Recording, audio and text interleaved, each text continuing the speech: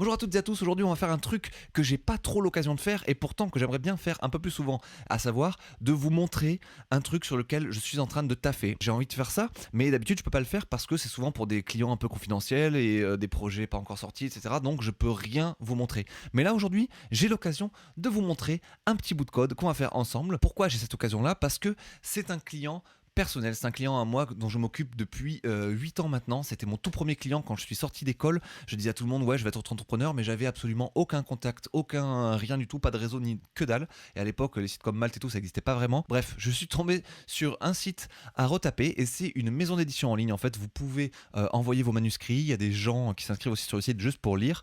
Et voilà, si votre manuscrit se dégage du lot, si vous avez beaucoup de bonnes fiches de lecture, etc., vous pouvez finalement vous faire éditer par la maison d'édition et avoir votre livre qui se retrouve après dans le commerce. Aujourd'hui, enfin, après 8 années de design un peu nul, d'ailleurs on peut vous faire un peu l'historique, regardez, je vous montre ça tout de suite. L'historique, on a commencé avec ça il y a très très longtemps, c'est pas moi qui ai fait ce truc là, moi j'ai récupéré le projet à ce niveau-là, c'était sur des vieilles technologies, tout allait pas, c'était la galère totale, catastrophe, etc.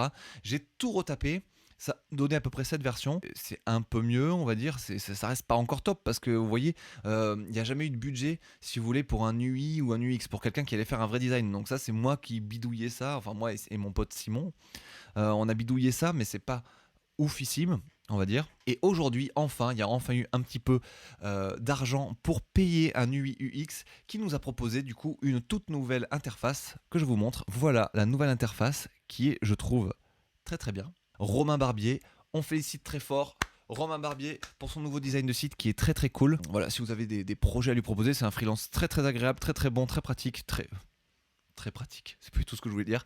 Mais vraiment, Romain Barbier, je ne peux que vous encourager à contacter cette personne si vous avez des questions de design ou des trucs à faire.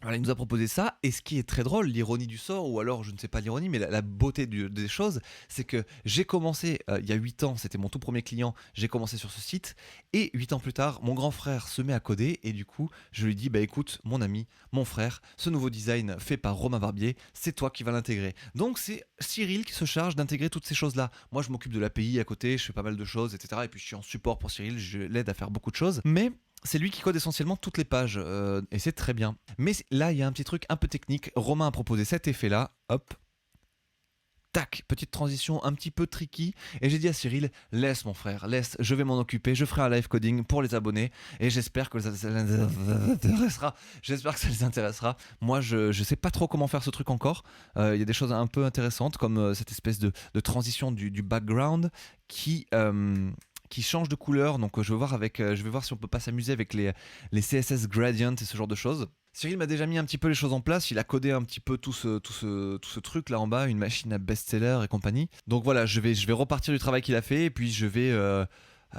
amener ça là où ça doit être, quoi. Allez, on passe au code, à tout de suite.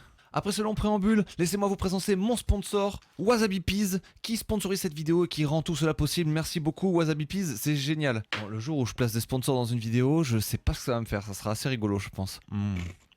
Allez, on va se lancer là-dedans. Laissez-moi vous présenter le layout, comment je vais travailler ici pour que vous puissiez voir quelque chose. Alors, à gauche, on a mon éditeur de code qui est IntelliJ, que j'adore. Ça coûte, oui, certes, de l'argent chaque année, mais c'est incroyablement plus puissant que n'importe quel autre logiciel de développement. Je vous le montrerai un jour. Ensuite, sur la droite, on a le résultat de ce que j'ai. Et puis là, l'inspecteur pour voir un petit peu tout ce qu'on a. La première chose, c'est comment on va organiser tout ça. On va voir comment gérer cette transition entre les deux zones. C'est pas forcément évident. Là, actuellement, j'ai pas trop l'idée. Je vais essayer tant bien que mal de faire tout en CSS avec des animations, etc. Donc, ce sera le truc le plus cool du monde. Mais ouais, j'ai quelques doutes. Il y a des choses qui me font un peu peur là-dedans. Bon, déjà, on va créer une animation qui fait tourner le truc, qui fait une sorte de carrousel comme ça. Euh, on va avoir plusieurs blocs.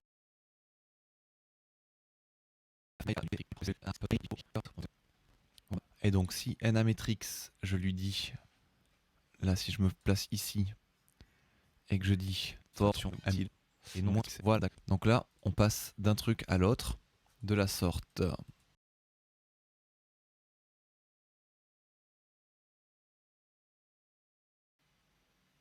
Paf. Tac. Tac. voyez, ce qui me dérange, c'est que en fait, je pense qu'il faudrait un troisième effet bleu pour qu'on se rende compte de rien, en fait, pour se rendre compte de aucune supercherie, que ça, euh, qu'on puisse au terme de la boucle revenir à l'état initial, en fait. Ouais, donc peut-être qu'il va falloir dupliquer le contenu de la bleue. Attends, je vais regarder ça. Si ça existe, slideshow, CSS animation. Peut-être des tricks que j'ai pas encore capté. Pas aujourd'hui. Alors, nous on a dit qu'on va faire ça avec des transforms. Translate Y. Donc à chaque fois ça sera 0. On revient à la première. Donc en fait, ouais, voilà, pas besoin de faire une duplication. Hop là, toi tu dégages. Ça c'était ridicule. Tac. Ça devrait être pas mal. Vous voyez ce que ça fait? C'est que de 0 à 45%, on reste sur la même image. De 45 à 50%, on transite à la suivante. Et après, on revient à la précédente. Ouais. Alors c'est un peu bourrin, mais dans l'idée, c'est ça. Ah, animation timing function. C'est ça qui m'intéresse. Ease in, ease out. Ça peut être pas mal, tiens. Vas-y, ramène-toi ici, mon pote. Non, par contre, les temps de transition, on va les agrandir un petit peu parce que ça c'était vraiment ridiculos. On va leur donner 10% de temps, mais on va faire ça sur, allez, sur 10 secondes. Ça veut dire 5 secondes par truc. Ça peut être beaucoup. Il faudra peut-être le régler. Alors, je suis très excité là. Là, on est sur ce premier truc. On trouve ça bien. Et au bout de 5 secondes, tac, ça passe au suivant. Ok. Et ça revient. Tac. Oui, alors je comprends pourquoi je voulais faire une troisième. Parce que lui, je pense que dans son effet, à chaque fois, on va vers le bas. Ça qui est intéressant. Donc effectivement, je vais quand même devoir dupliquer le premier truc.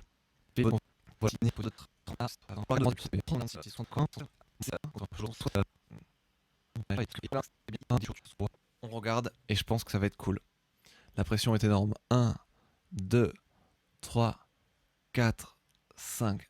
1, 2, 3, 4, 5. Paf! Et là, on se rend pas compte, mais ça a reswitché, c'est revenu sur l'image initiale, parce que la boucle refait un tour. Donc voilà, on a bien notre carrousel qui tourne comme ça sur lui-même.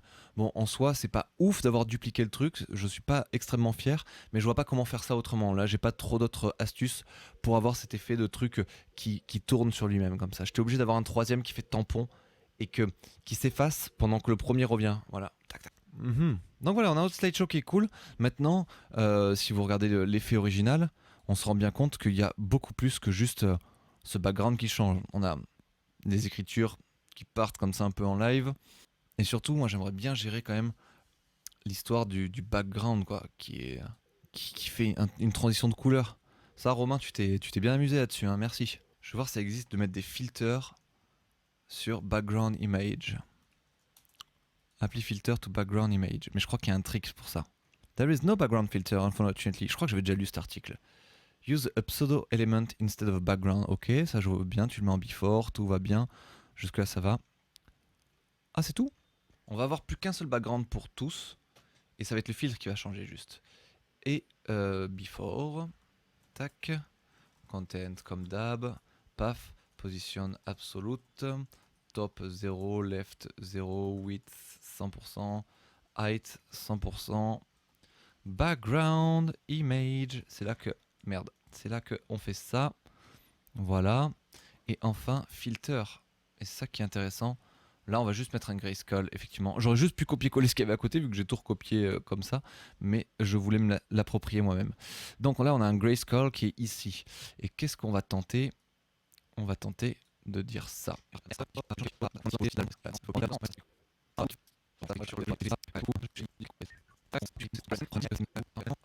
Background filter. On va voir. J'y crois pas trop là. Et pourtant ça marche. Tac.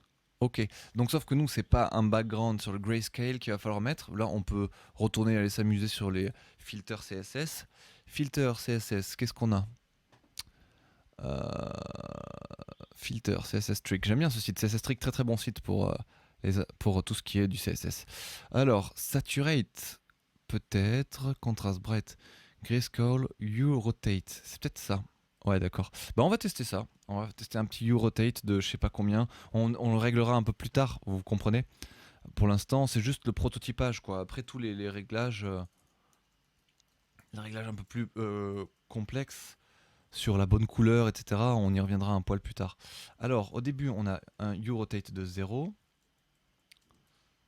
Toujours 0. Ensuite, on va mettre, je sais pas, on va mettre ça à la zub, on va mettre 10 degrés.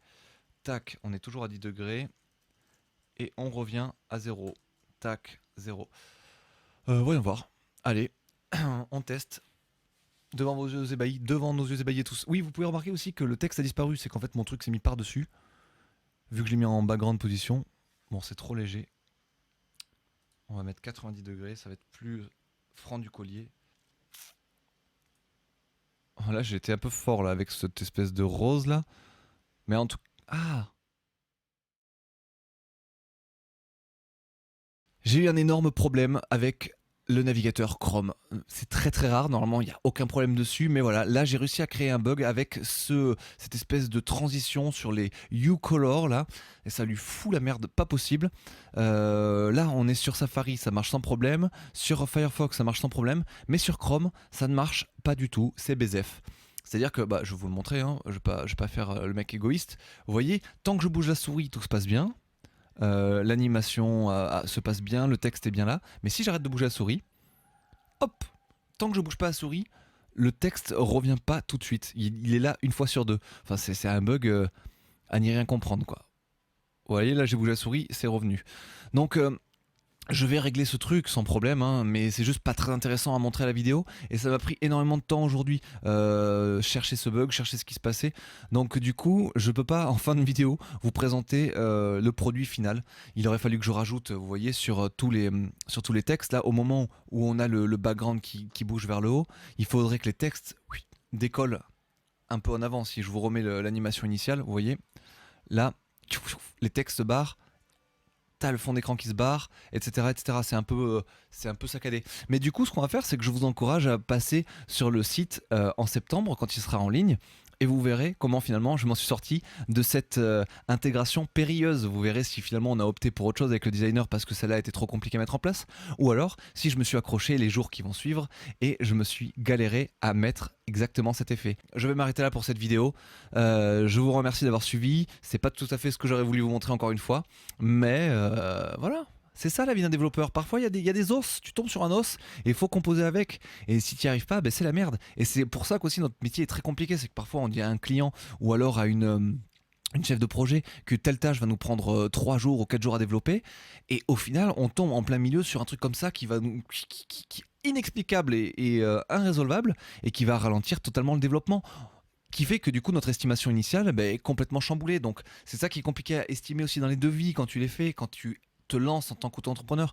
Et c'est pour ça qu'il faut se méfier, faire très très attention, toujours prévoir un gros temps de manœuvre, une grosse marge de manœuvre. En général, quand tu prends un jour de développement, que tu as l'impression que ça te prend un jour, il faut que tu rajoutes un jour pour les pépins, quoi. Moi en général, je rajoute entre la moitié du temps et la totalité du temps pour le devis final, quoi. En gros, dans ma tête, je me dis, tiens, ça va prendre 7 jours, je dis, écoute, c'est 7 jours plus 7 jours d'imprévu. Et en général, eh bien, croyez-moi, même avec l'expérience, même avec 8 ans d'expérience, tu t'en bouffes exactement 7 jours d'imprévu. Donc, appliquez cette méthode. Moi, on me l'a toujours dit en école d'ingénieur, c'est comme ça qu'on calculait les temps, et c'est ce que j'ai toujours appliqué dans ma vie, et c'est ce qui m'a permis de pas trop me planter dans la vie. Voilà. Sauf que là, voilà, j'avais prévu 1 heure de tournage pour cette vidéo, et j'aurais dû en prévoir 7. Allez, merci beaucoup d'avoir suivi ça, j'espère que ça vous a plu, et la prochaine fois, on vous montrera un truc un peu plus concluant. Ciao.